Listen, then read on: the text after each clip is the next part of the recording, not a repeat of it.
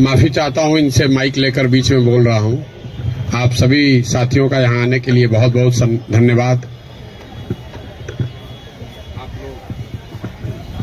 व्यस्त लोग हैं, समय और पैसा आपके लिए दोनों डायरेक्टली प्रोपोर्शनल है। डॉक्टर साहब लोग जितना समय लगाएंगे उतना पैसा मिलेगा, जितना देर नहीं प्रैक्टिस किए पैसा नहीं मिलेगा। तो आप आए हैं तो इसलिए आपका विशेष धन्यवाद। हमारे पिताजी डॉक्टर थे तो हमको मालूम है, पत्नी भी मेरी डॉक्टर है। तो आपसे मेरा अनुरोध है कि आज मिलने का कारण ये है कि आपके मन में अगर कोई सवाल है, आप 1.5-2 साल से अपनी व्यस्तता के बीच में, समाज की अपनी समझ के बीच में सुन रहे हैं कि कोई आदमी पैदल चल रहा है, कुछ बात कर रहा है राजनीति का, जिससे आपका कभी सरोकार यदा कदा होता है। उसको लेकर अगर आपके मन में कोई सवाल है, उसको लेकर अगर आप कोई सुझाव देना चाहते हैं, तो मोबाइल में देखे हैं, 2 मिनट का रील आया, कुछ देखे, कुछ समझे, कुछ नहीं समझे। आपकी अपनी अवधारणा है 50 साल की कि समाज कैसे चलता है। नेताओं के बाद सबसे ज्यादा समाज से जो जुड़ा 2 वर्ग है, वो एक पुलिस प्रशासन वाले लोग हैं, एक वकील साहब लोग हैं और डॉक्टर हैं, जो समाज से सीधे तौर पर डेली सैकड़ों लोगों से आप 2-4 होते हैं। तो आपका अनुभव, आपके प्रश्न, आपकी शंकाएं, अगर आप उस पर कुछ बोलना बताना चाहते हैं तो आपसे सीखना भी चाहते हैं, और जो मैंने देखा, जो मैं करने का प्रयास कर रहा हूं, अगर उसको लेकर आप कुछ पूछना चाहते हैं तो वो भी बेझिझक होकर पूछिए। कड़वी बातें कहनी है तो वो भी जरूर कहिए। आप लोग तो दवा देने में माहिर हैं, तो डॉक्टर को पहले रोगी को कहते हैं भैया सुई लगेगा इस बार बहुत, लेकिन घाव है तो सुई तो लगाना पड़ेगा। तो कड़वी बात भी कहनी है तो उसमें हिचकिचाइए नहीं, जो सवाल करना चाहते हैं करिए। इसमें कई लोग नॉन डॉक्टर्स भी बैठे हुए हैं, आप भी अपना, चूंकि डॉक्टरों की संख्या ज्यादा है इसलिए डॉक्टरों को मैं कह रहा हूं, बाकी दूसरे लोग भी अपना सवाल कर सकते हैं। बहुत बहुत धन्यवाद। आपके डाउट्स, आपकी शंकाएं सब वैलिड ही है।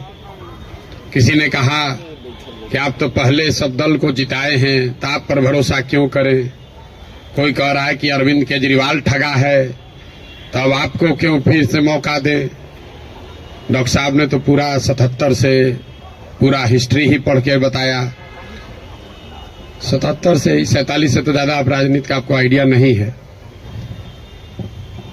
मेरे भाई, कम से कम खुशी की बात यह है कि आप में इतनी चेतना बची हुई है, इतना हिम्मत बचा हुआ है कि आप आकर कुछ समाज या अपने विषय में कुछ बोल पा रहे हैं।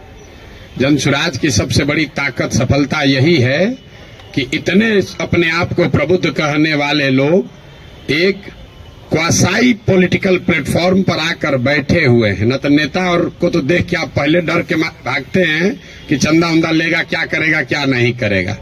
आप यहाँ आए हुए हैं और इस घबराहट में नहीं है कि आपसे कोई कुछ ले लेगा, और आपकी हिम्मत हो रही है कि आप खड़ा होकर सवाल पूछ रहे हैं। ये जनसुराज की पहली ताकत और सफलता है। आप जितने यहाँ डॉक्टर सज्जन बैठे हुए हैं, जिन्होंने पूछा कि स्वास्थ्य व्यवस्था को आप कैसे सुधारिएगा, आप लोगों में कई लोगों को अपने अपने स्वास्थ्य मंत्रियों से भी मिलने का अवसर मिला होगा। उनसे कभी नहीं पूछे होंगे, क्योंकि बिहार सरकार में स्वास्थ्य विभाग का एक ही कार्यक्रम है, पता करो कौन डॉक्टर का सबसे ज्यादा प्रैक्टिस चलता है, उसका ट्रांसफर करो और उससे बदले में पैसा का उपाय करो। लेकिन आप में से किसी भी डॉक्टर ने आज तक ये हिम्मत नहीं की होगी कि जाकर पूछे स्वास्थ्य मंत्री से, जिसको आप वोट दबाते रहे हैं, कि भैया ये आप स्वास्थ्य सुधारने के लिए क्या करेंगे। पीछे सज्जन ने हमसे माल न्यूट्रिशन की भी बात पूछी है, अलग अलग आपने सवाल किया है, तो आप उन सवालों पर आएंगे, एक एक सवाल का जवाब भी देंगे। आपकी हमारी दुर्दशा इसलिए है कि बहुत साल पहले, सैकड़ों साल पहले, जो ग्रीस के बड़े दार्शनिक प्लेटो ने कहा कि if you do not participate in democracy, be ready to be ruled by your inferiors. अगर समाज में, राजनीति में आप भागीदार नहीं बनोगे तो इस बात के लिए तैयार रहो कि कोई मूर्ख आदमी राजा बनकर आप पर शासन करेगा। तो बिहार की जो दुर्दशा है वो इसीलिए है कि आप चाहे डॉक्टर हैं या व्यवसायी, अपने आप को सो कॉल्ड प्रबुद्ध कहने वाले लोगों ने राजनीति और राजनीति करने वाले व्यवस्था से अपने आप को अलग कर लिया है। और आप सोच रहे हैं कि जो आदमी शराब का व्यापार करता है, जो बालू माफिया है, वो आकर बढ़िया स्वास्थ्य व्यवस्था काहे नहीं बना रहा। ये कोई रॉकेट साइंस नहीं है मेरे भाई। आप बालू माफिया को स्वास्थ्य मंत्री बनाओगे तो उससे स्वास्थ्य व्यवस्था नहीं सुधरेगा। तो अगर आप गलत आदमी का चुनाव करेंगे तो गलत ही होगा। अब मैं शुरुआत करूंगा भाई साहब के सवाल से, क्योंकि इन्होंने वो व्यक्तिगत एक सवाल उठाया है कि आप अब बहुत बड़े ज्ञानी बन रहे हैं, आप ही तो इन लोगों को बढ़ाए। ठीक तो बात है मेरे भाई, हमको आप बहुत ज्यादा क्रेडिट दे रहे हैं। कोई किसी को बना नहीं सकता है। हाँ, ये जरूर बात है कि पिछले 10 वर्ष में इनमें से कई नेताओं को, दलों को बढ़ाने में हमने कंधा लगाया है। नीतीश कुमार को हमने नहीं बनाया है, लेकिन नीतीश कुमार का जब दुर्दिन हुआ था तो उनको जिताने में मदद की थी, तो वो उसका उतना दोष हमारा है। लेकिन आप यहाँ आज क्यों आए? आप प्रशांत किशोर को सुनने नहीं आए, आप किसी साधारण डॉक्टर के लड़के को सुनने नहीं आए हैं। आप यहाँ इसलिए भी नहीं आए हैं कि हम 2 बरस से पैदल चल रहे हैं। हम 20 बरस पैदल चलेंगे तो एक डॉक्टर अपना 1 मिनट समय नहीं छोड़ेगा। आप इसलिए आए हैं कि 10 बरस हमने वो काम किया है, समाज में लोगों को पता है कि ये आदमी अच्छा है, खराब है, इस आदमी को राजनीति का समझ है। अगर पैदल चल रहा है तो कुछ न कुछ सोचिए कि चल रहा होगा। ये अपने आप को बड़ा मत बनाइए, अपने आप को पेडेस्टल पर मत बैठाइए। हम जब पैदल चलते हैं, लोग दुकान में, दलान में बैठ के हंसता है, क्या ही चलने से कुछ होगा बिहार में। फिर भी हमारे पास आता है, इसलिए आता है कि उसको डर है कि ये प्रशांत किशोर चल रहा है। और वो डर इसलिए है कि 10 बरस हमने वो काम किया है जो आप कह रहे हैं। मैं इसका रेफरेंस क्यों दे रहा हूं? क्योंकि मैं किसी मुख्यमंत्री का लड़का नहीं हूं, मैं किसी प्रधानमंत्री का लड़का नहीं हूं, मैं एक साधारण डॉक्टर का लड़का हूं। और मेरा काम ही मेरा पहचान है। वो काम किए हैं तब आप हमको सुनने आए हैं। हम आपको ज्ञान देंगे कि कैसे चुनाव होगा, आप सुनिएगा। अगर हमने 10 बरस वो काम नहीं किया होता, आप वो बात नहीं सुनते। लेकिन लालू यादव का लड़का, राजीव गांधी का लड़का अगर आकर आपको ज्ञान दे, तो चाहे जीवन में एक भी चुनाव न जीता हो, आप उसकी बात को खूब गौर से सुनिएगा, क्योंकि वो बड़े बाप का लड़का है। तो ये आप बात समझिए कि हमने उनको बनाया नहीं है, और अगर बनाया है तो उसको सुधारने का भी जिम्मा हम ही लेकर चल रहे हैं। आप कुछ नहीं कर रहे हैं। आप पहले भी कमेंट्री कर रहे थे, अभी भी कमेंट्री कर रहे हैं। किसी ने कहा आप पर भरोसा कैसे करें? आप पढ़े लिखे व्यक्ति हैं, अपने आप को प्रबुद्ध बताते हैं। आपसे ज्यादा तो गांव वाले जानते हैं जनसुराज के बारे में। 2 बरस से हम गांव गांव में घूमकर हमारे वोकल कॉर्ड में गांठ पड़ गया। ये बताते बताते कभी जीवन में हमने किसी से वोट नहीं मांगा। हम लोगों को यही बता रहे हैं कि हम पर भरोसा मत करो, किसी दल पर भरोसा मत करो, अपने बच्चों के लिए जगो, वोट अपने बच्चों के लिए दो। गांव वाले को बता रहे हैं, उसको समझ में आ रहा है, लेकिन यहाँ के आदमी को समझ में नहीं आएगा। और आप उससे बेहतर नहीं हैं। ये पढ़े लिखे लोगों को भ्रम है कि हम लोग बड़ा अच्छा है। बिहार का दुर्दशा इसलिए है कि यहाँ का लोग पढ़ा लिखा नहीं है। तो 2-3 ये जो राजनीति का भ्रम है वो आपको दूर कर देते हैं। बहुत लोगों को लगता है कि जो पढ़ा लिखा नहीं है इसलिए बिहार का दुर्दशा है। इस भ्रम को बिल्कुल दिमाग से हटा दीजिए।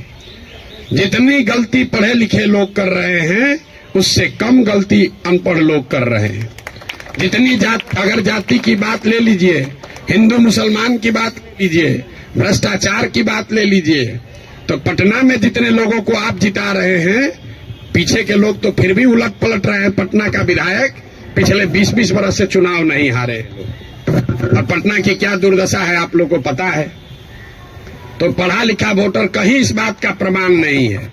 जब देश आजाद हुआ तो इस देश में कुल 18% लोग साक्षर थे, 82% लोग निरक्षर थे।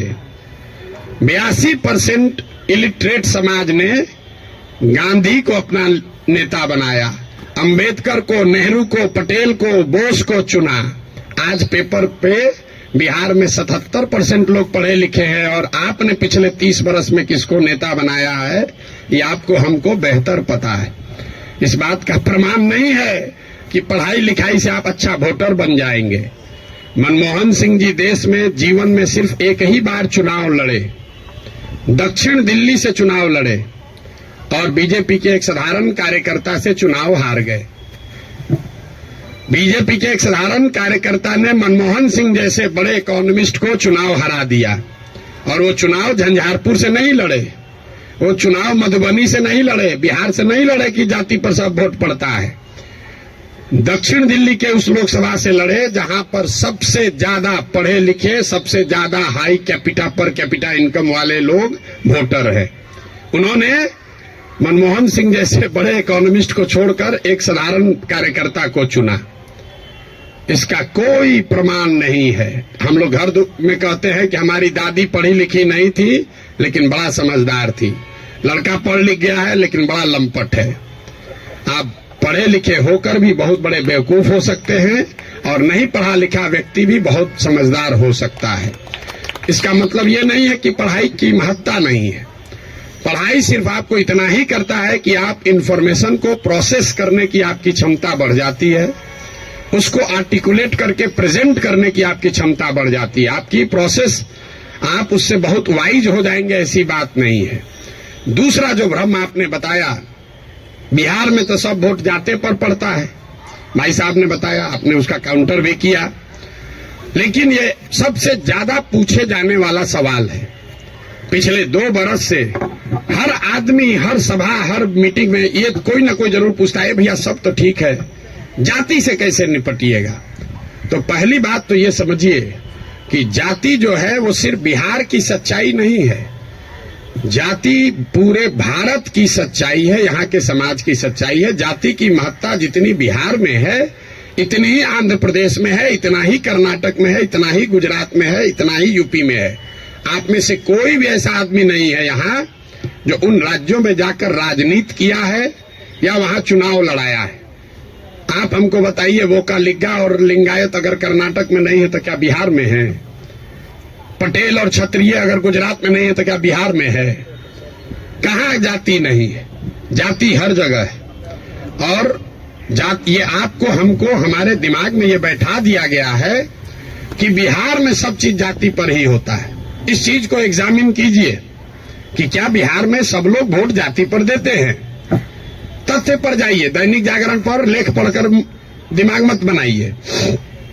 हम आपको 4 उदाहरण अभी देंगे। आगे क्या होगा छोड़ दीजिए, पीछे क्या हुआ है वो बताते हैं, आपको अपने आंख खुलेगा। 1984 में बिहार में कांग्रेस को बहुत बड़ी सफलता मिली थी। करीब करीब उस समय बिहार झारखंड जो एक साथ था, 54 में 53 सांसद कांग्रेस के जीते थे। यहां बैठे जितने साथी हैं उनसे पूछूंगा उस समय कांग्रेस को कैसे वोट पड़ गया। राजीव गांधी के जाति के बहुत लोग तो नहीं रहते हैं बिहार में, तो आप बताएंगे कि वोट राजीव गांधी को नहीं पड़ा, वो तो इंदिरा गांधी की मृत्यु हुई। उस मृत्यु से जो सहानुभूति की लहर बनी उसमें जाति पाति छोड़कर सबने कांग्रेस को वोट दिया। सब लोग मोड़ी हिला रहा है, उसको लिख लीजिए। फिर पूछेंगे 1989 में इसी बिहार में क्या हुआ, बीपी सिंह जी के नेतृत्व में कैसे पूरा जनता दल बिहार जीत गया। आप में से ज्यादातर लोग बताएंगे कि जनता दल को वोट नहीं पड़ा, वोट उस समय पड़ा बोफोर्स के नाम पर। बहुत बड़ा एक माहौल बन गया था भ्रष्टाचार के खिलाफ। लोगों ने कहा राजा नहीं फकीर है, देश का तकदीर है। सब ने जाकर बीपी सिंह को वोट दिया, इसको भी नोट कर लीजिए। फिर आपसे पूछेंगे 2014 में क्या हुआ, मोदी जीत गए, भाजपा कैसे जीत गया बिहार में, तो आप कहेंगे भाजपा का तो कोई ताकत ही नहीं था। वोट भाजपा को नहीं पड़ा, मोदी को पड़ा। मोदी के नाम पर ऐसी लहर बन गई कि समाज के हर वर्ग ने जाकर मोदी को वोट दिया। फिर आपसे पूछेंगे 2019 में क्या हुआ, तो लोग बताएंगे यहां राजनीति तो सब बात करता है कि भैया एकदम कांटे का मुकाबला था। ये जो पुलवामा हुआ ना, उसके बाद समझिए कि हर जात का आदमी जाकर मोदी को ही वोट दे दिया। इन चारों चुनावों को आप कागज में लिख लीजिए। 84 एक घटना है, किसी बड़े नेता की मृत्यु और उससे उपजी हुई सहानुभूति की लहर। 89 एक विषय है भ्रष्टाचार, बोफोर्स और उससे बनी हुई लहर। 2014 में एक व्यक्ति है मोदी, जिसके प्रभाव की लहर, और 2019 पुलवामा राष्ट्रवाद की लहर। ये आपको क्या बताता है? अगर कोई व्यक्ति, अगर कोई विषय, अगर कोई घटना, अगर कोई विचारधारा समाज के इमेजिनेशन को कैप्चर कर ले, तो समाज में ये ताकत है कि वो जातियों से ऊपर उठकर वोट करता रहा है। आगे करेगा कि नहीं छोड़ दीजिए, करता रहा है। फिर भी आपको लग रहा है कि ना भैया यहां तो जातीय पर होता है, आप क्या एग्जाम्पल दे रहे हैं? तो हम आपको बता रहे हैं आपको क्यों लगता है। हमने कई चुनावों का उदाहरण आपको नहीं दिया, 4 ही का दिए। उन चुनाव में क्या हुआ, जब लड़ने वाला व्यक्ति या चुनाव, उसमें कोई ऐसी बड़ी घटना ना हो, कोई नया विकल्प ना हो, कोई चेहरा ना हो, कोई विषय ना हो, दोनों लड़ने वाले एक ही जैसे दिख रहे हैं, तो समाज भी कहता है भैया दोनों तो एक जैसा है, चलो अपने जाते को दे देते हैं। तो ज्यादातर समय जो चुनाव हुआ है पिछले 30-40 वर्षों में, वो कोई डिफरेंशिएटर नहीं रहा है। तो जिसको मीडिया कहता है बाहर वाला चुनाव नहीं है। अब आप कहिएगा तो लोकसभा का चुनाव का एग्जाम्पल दिए हैं, विधानसभा में ऐसा नहीं होगा। विधानसभा का एग्जाम्पल देख लीजिए। 2010 में नीतीश कुमार और भाजपा इसी बिहार में 206 विधानसभा जीतकर सरकार बनाए। उस समय नीतीश और भाजपा के गठबंधन में मोदी जी नहीं थे, मोदी जी का नाम इतना बड़ा नहीं था, अमित शाह नहीं थे, भाजपा की इतनी ताकत नहीं थी। उनके सामने उनका मुकाबला था लालू जी के गठबंधन से, जिसमें लालू जी थे, कांग्रेस थी और रामविलास पासवान जी थे। लालू जी की ताकत आज के तेजस्वी यादव से तो निश्चित तौर पर ज्यादा थी 2009 में। रामविलास जी की ताकत उनके लड़के से ज्यादा थी, और कांग्रेस भी उस समय 2009 में देश में सत्ता में थी। इसके बावजूद 2010 के चुनाव में एनडीए को, नीतीश और भाजपा को 206 सीट आया। वही गठबंधन जब वो 2020 में लड़े, तो इस बार भाजपा के साथ मोदी भी हैं, अमित शाह भी हैं, देश में भाजपा की ताकत बढ़ी भी है। दूसरे साइड एनडीए में अब लालू जी के जगह तेजस्वी जी आ गए थे। रामविलास जी का दल तो उस गठबंधन में था ही नहीं, और कांग्रेस की भी ताकत कमी हुई। लेकिन एनडीए गठबंधन को 125 सीट भी मिलने में दम निकल गया। क्यों? क्या एनडीए को वोट देने वाले सारे जाति के लोग बिहार छोड़कर चले गए? नहीं। ऐसा इसलिए हुआ कि 2005 से लेकर 2009 की जो पहली सरकार नीतीश की चली थी, समाज का हर वर्ग ये समझता था कि नहीं, इसमें कुछ न कुछ काम हुआ है। तो जातीय समीकरण भी था और काम भी था, तो 206 सीट आया। लेकिन उसी बिहार में जब नीतीश का काम खराब हुआ, तो उसी एनडीए गठबंधन को 125 सीट आया। आपको लोकसभा का उदाहरण दिया, विधानसभा का उदाहरण दिया, अब आपको मुखिया का उदाहरण दे देते। पिछले बार मुखिया के चुनाव में बिहार में 80% मुखिया चुनाव हार गया है, 80%, और वार्ड सदस्य करीब 95%। सब लोग अपने जाति से जीत कर आए थे। कैसे हार गए चुनाव? ये भ्रम मत पालिए कि जाति से ही सब होता है। अगर सिर्फ जाति से, फिर कहेगा भैया कैसे आप हो सकता है? बिहार में नीतीश कुमार के जाति के कितने लोग रहते हैं? 2-2.5% रहते होंगे। लालू जी के जाति के कितने लोग रहते हैं? 15% लोग रहते हैं। आप पूरे भारतवर्ष में जो कहीं भी जहां भी मुख्यमंत्री है, आंख बंद करके जाके देख लीजिएगा, कोई भी ऐसा आदमी किसी राज्य में मुख्यमंत्री नहीं है जो वहां के जाति की, जिसके जाति की संख्या सबसे ज्यादा है। ये उल्टा चलता है। ये आपको हमको लगता है कि जिसका जाति संख्या ज्यादा रहेगा मुख्यमंत्री बन जाएगा। जिसकी जाति की संख्या सबसे ज्यादा हो, उस जाति के आदमी को वो राज्य जीतना करीब करीब इम्पॉसिबल है, नहीं जीत सकता है। क्योंकि उस जाति से दूसरे समाज के लोग डरते हैं। वो सोचता है ये आएगा तो सब कब्जा कर लेगा, तो उसके खिलाफ कंसोलिडेशन भी होता है। आप यही नहीं, बंगाल देख लीजिए, यूपी देख लीजिए, तेलंगाना देख लीजिए, आंध्र देख लीजिए। आंध्र प्रदेश में भी नायडू जीत कर आए, कंबक कम्युनिटी के हैं, उसकी जाति की संख्या 6% है। बगल में योगी जी हैं, राजपूतों की संख्या 4% है। उसके बगल में मध्य प्रदेश में यादव जी हैं, उनकी संख्या 5% से कम है।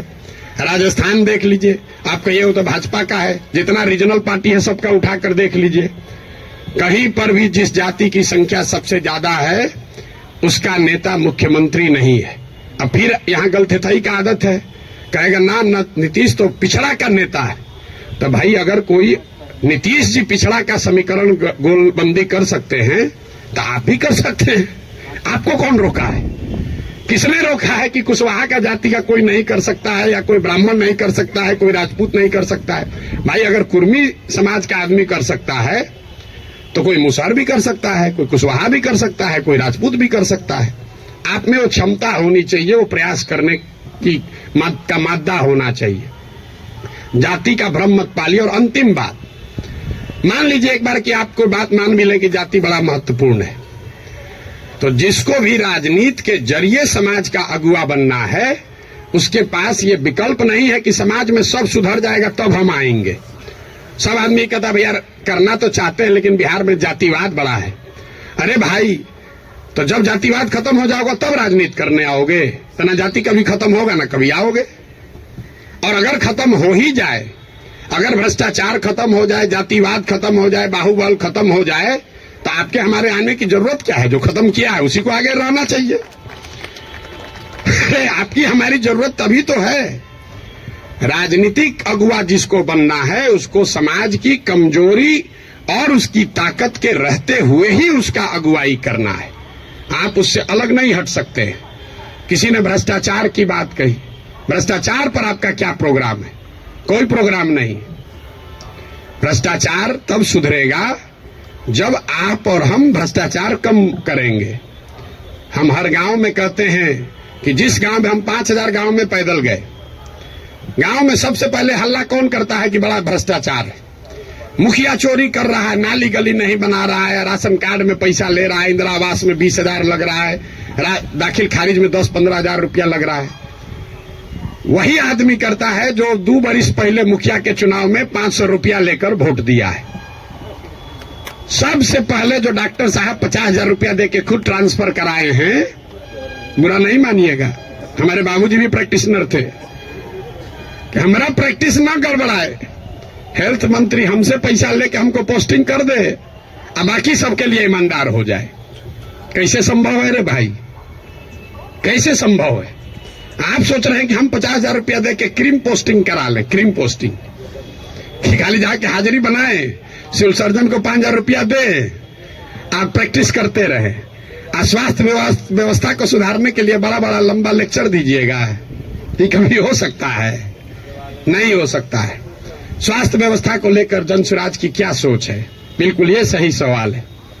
सिर्फ स्वास्थ्य व्यवस्था को लेकर नहीं, 2 संकल्प जो जनसुराज में हम लोगों ने दिया है कि बिहार के हर पंचायत का, बिहार का नहीं, हर पंचायत का 8,500 पंचायतों का हम योजना बनवा रहे हैं, पैदल चल के खुद जाकर देखकर। और ये तय किया जा रहा है कि उस पंचायत में पढ़ाई की व्यवस्था कैसे होगी, 800 से 1200 रोजगार के अवसर कैसे पैदा किए जाएंगे, और उस पंचायत में जिस तरह की भी खेती होती है उस खेती को खाने वाले खेती से कमाने वाला खेती कैसे बनाया जाएगा। ये 8,500 कार्यक्रम, 8,500 डॉक्यूमेंट जारी करेंगे। आप में से ज्यादातर लोगों को पढ़ने का भी समय नहीं होगा, लेकिन 8,500 पंचायतों का अलग अलग योजना बनाकर जारी करेंगे चुनाव से पहले। उसके साथ साथ बिहार के विकास के लिए जो 10 महत्वपूर्ण पहलू हैं उसमें स्वास्थ्य भी इंक्लूडेड है, उस पर भी 10 साल का विजन डॉक्यूमेंट बनाकर आपको चुनाव से पहले जारी करेंगे। ये बताएंगे कि बिहार में स्वास्थ्य की व्यवस्था को कैसे सुधारा जाए। आप उसको पढ़िए, समझिए, कुछ योगदान देना है योगदान भी दीजिए, सुझाव भी दीजिए, और अगर ठीक लगे तो अच्छा तब अपनाइए, हमारे कहने पर मत जाइए। अब आप कहिएगा कि अभी काहे नहीं जारी किए हैं? अभी इसलिए नहीं जारी किए हैं कि अगर अभी हम वो योजना जारी कर दें तो वो मेरी सोच होगी, उसमें आपकी और बिहार के लोगों की सोच समाहित नहीं है। पहले गांव गांव जाकर देखकर ये समझ रहे हैं, लोगों से पूछ रहे हैं कि क्या करना पड़ेगा। ज्यादातर आदमी कहेगा नया क्या देख लीजिएगा इसमें, हम आपको बता रहे हैं नया क्या देख लेंगे।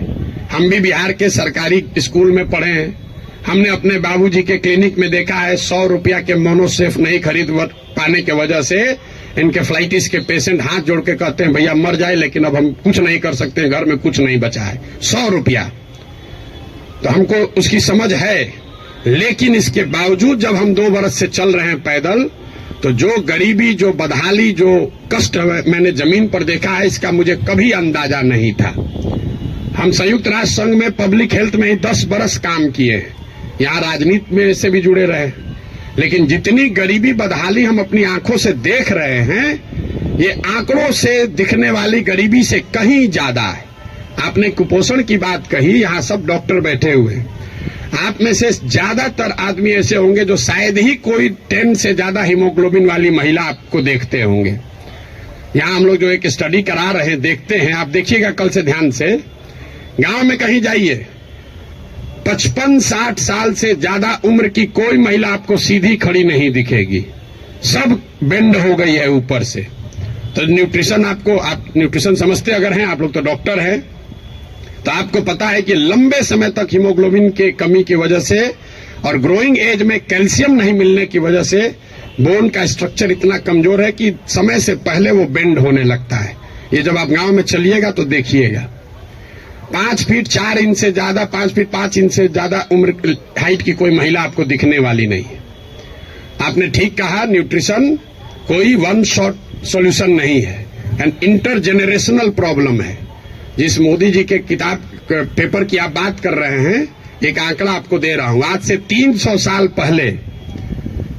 साल पहले यूरोप में लोगों की एवरेज हाइट भारत में लोगों के एवरेज हाइट से 1.4 इंच कम होती थी।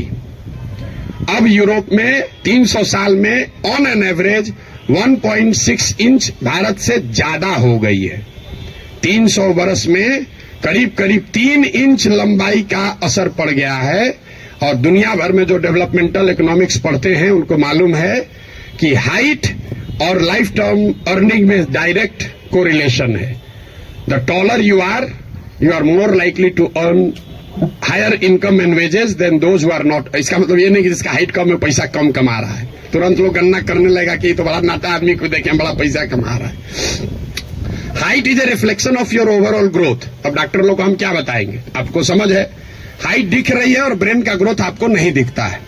तो जो लंबे समय तक स्टडीज हुई हैं उसमें ये क्लियर बताया गया है कि हाइट और लाइफ टर्म अर्निंग, समाज के सोसाइटी में लाइफ टर्म अर्निंग का डायरेक्ट कोरिलेशन है। तो बिहार में ये परेशानी है, एक झटके में मेरे भाई साहब वो खत्म नहीं हो सकता है।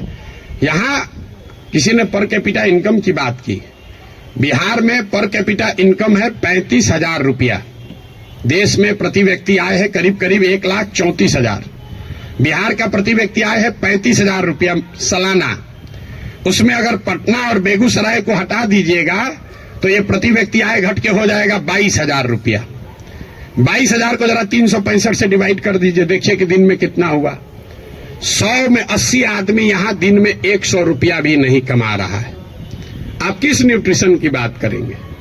मुझे एक लड़का मिला, उसको हम लोग कैंप में शाम में खाना खिलाते हैं, जो लड़के आते हैं, बहुत ज्यादा खा रहा था। तो उसको ऐसे बुला के पूछे, बेटा ये इतना रोज खाते हो? बोला सर आज तक जीवन में ऐसा हुआ ही नहीं कि हम खाना खत्म कर लिए और तसली में अभी चावल बाकी है।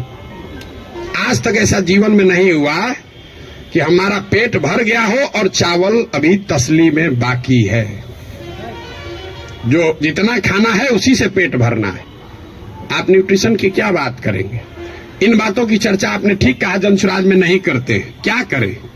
उसको जो सीधी बात बता रहे हैं कि 100 रुपया नहीं कमा रहे हो, ये समझे में नहीं आ रहा है, तो उसको कैल्शियम और हेमोग्लोबिन का कमी बताएंगे तो उसको बुझाएगा। हमको उसको उस भाषा में समझाना है जो उसको समझ में आए। आप बहुत बड़े ज्ञानी हैं, आप व्यवस्था को सुधारना चाहते हैं, सुधारिएगा तब ना जब व्यवस्था में आइएगा। तो व्यवस्था में आने के लिए आपको उस भाषा का, उस विषय का, उस तरीके का इस्तेमाल करना है ताकि आप व्यवस्था में चुनकर आए, तभी तो ये बनेगी बात। किसी ने कहा आम आदमी पार्टी की तुलना, आपको एक पैसे भी समझ नहीं है कि जनसुराज क्या है और आम आदमी पार्टी क्या है।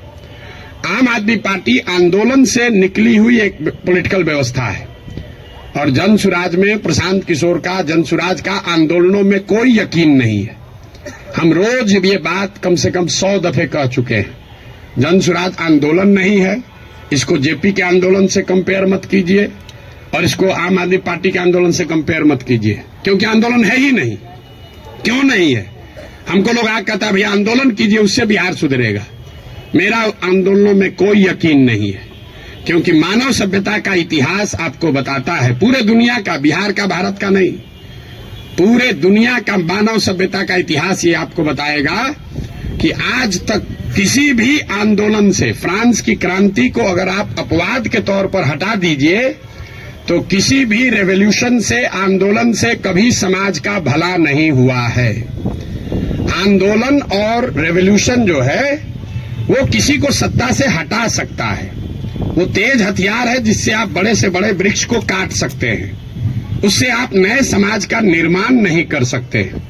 भाई साहब खड़ा होकर जेपी का आंदोलन का एक उदाहरण दे रहे थे। मेरे भाई, जेपी का आंदोलन कहां कहा गया है? आप तो जेपी के आंदोलन में शायद जुड़े हुए हैं, आपने दावा किया। जेपी के आंदोलन में कहां कहा गया है कि बिहार को सुधारा जाएगा? जेपी के आंदोलन का नारा था संपूर्ण क्रांति, इंदिरा गांधी को हटाओ। तो उस आंदोलन की, क्रांति की इतनी ताकत थी, इंदिरा गांधी को हटा दिए। नया व्यवस्था बनाने की बात कहां कही गई थी? अरविंद केजरीवाल या आम आदमी पार्टी ने नई व्यवस्था की बात कहां कही? उन्होंने कहा भ्रष्टाचार हटाओ। हम तो नहीं कह रहे भ्रष्टाचार हटाओ, क्योंकि दुनिया में कहीं इसका कोई प्रमाण नहीं है कि कोई एक कानून बनाकर आप भ्रष्टाचार खत्म कर देंगे। ये तो सतत प्रक्रिया है। जिन देशों ने भ्रष्टाचार पर अंकुश लगाया है, दुनिया में सबसे ईमानदार देश कौन है? जो स्कैंडिनेवियन कंट्रीज हैं, फिनलैंड, स्वीडन, नॉर्वे, डेनमार्क, वहां जाइएगा, वहां करप्शन मिनिमम है। आप जाकर उसका अध्ययन कीजिए कि वहां कैसे करप्शन कम हुआ। वहां अरविंद केजरीवाल थोड़े पैदा हुए थे, वहां जन्म लोकपाल करके कोई विधायक नहीं पारित हुआ। वहां भ्रष्टाचार 4 तरीके से कम हुआ है। पहला, समाज में ये जागृति बनी लंबे समय में कि अच्छे और स्वच्छ लोगों का चुनाव करो, मतलब इलेक्टोरल प्रोसेस को जहां तक हो सके उसको स्वच्छ बनाया गया। आप में से कुछ लोग सोशल मीडिया पर अभी देखे होंगे, नीदरलैंड्स का प्रधानमंत्री अभी आज से करीब 2 हफ्ते पहले 12 बरस प्रधानमंत्री रहने के बाद हटा है, तो वो साइकिल से अपने घर से अकेले निकल रहा है। तो वहां की समाज ने ये व्यवस्था बनाई कि स्वच्छ लोग स्वच्छ तरीके से वोट करें, स्वच्छ लोगों को चुने। दूसरा उन्होंने क्या किया? उन्होंने बहुत बड़े स्तर पर जन भागीदारी, लोकतंत्र को समाज में उतारा। सिर्फ सरकार चुनने की व्यवस्था को लोकतंत्र नहीं बनाया, जो सरकार के नीतिगत फैसले हैं उसमें समाज की भागीदारी करी। और चौथा, बहुत बड़े स्तर पर टेक्नोलॉजी का इस्तेमाल हुआ है। आप लोग जितने लोग आए हैं, ज्यादातर लोग नल जल योजना के बारे में सुने समझे होंगे, बहुत यहां ब्यूरोक्रेट लोग भी बैठे हुए हैं। नल जल योजना में अभी तक सरकार यही चक्कर में बहस में पड़ी है कि वहां चल रहा है कि नहीं चल रहा है। 25,000 करोड़ रुपया खर्चा हो गया। उसी सरकार में स्मार्ट मीटर लगाकर लोगों को यह पता है कि बिजली कितना कंज्यूम हो रहा है, लेकिन नल जल में अगर स्मार्ट मीटर लगाया होता तो कम से कम इतना तो पता चलता कि जो पानी चल रहा है कि नहीं चल रहा है। 25,000 करोड़ रुपया खर्चा कर दिया, लेकिन पानी को निकलने, मापने, उस पर बिल करने का कोई टेक्नोलॉजिकल सॉल्यूशन नहीं ढूंढा। तो ये 4 चीजें जो हैं उसको करके भ्रष्टाचार पर अंकुश लगाया जा सकता है। लोकतांत्रिक व्यवस्था को जहां तक हो सके उसको भ्रष्ट लोग और भ्रष्ट पैसे से बचाया जाए। दूसरा, जनता को नीतिगत मामलों में शामिल किया जाए।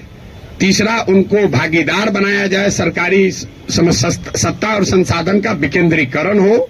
और चौथा, बड़े पैमाने पर टेक्नोलॉजी का प्रयोग हो। अगर ये चारों का इस्तेमाल करेंगे तो भ्रष्टाचार पर अंकुश लगाया जा सकता है।